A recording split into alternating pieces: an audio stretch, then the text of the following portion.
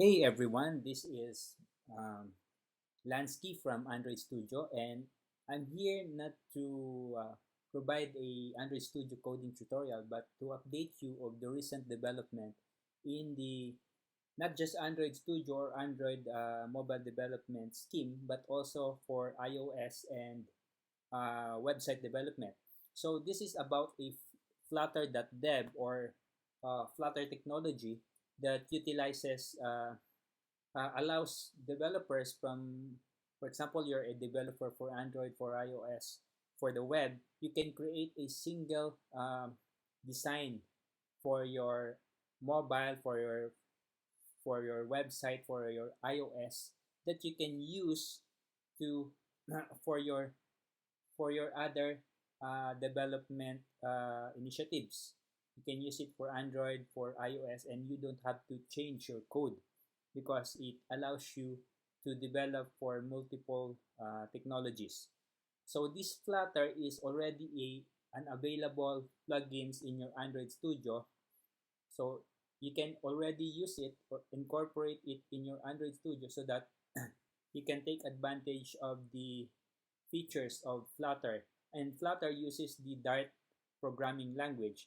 And I'm going to show you one of the added advantage of this technology is it allows you to have a hot build.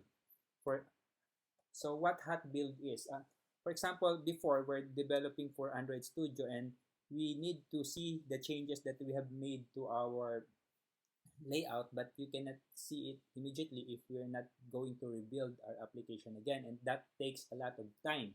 So as you can see here in the demo, we have the title here. This is my Android Studio IDE, and it's using I made a Flutter application here just for demo purposes. And as you can see here, the title is Flutter Demo again. And and you can see that title here on the I've mirrored the screen of my Samsung gadget here, and you can see the title, it says Flutter Demo again. If I'm going to remove the word again and just save my Flutter app at Android Studio, click save here, and it would be immediately reflected. So you can see here on the right, it's already reflected as Flutter demo. Okay, sorry, my visor refreshed. So it's a Flutter demo here.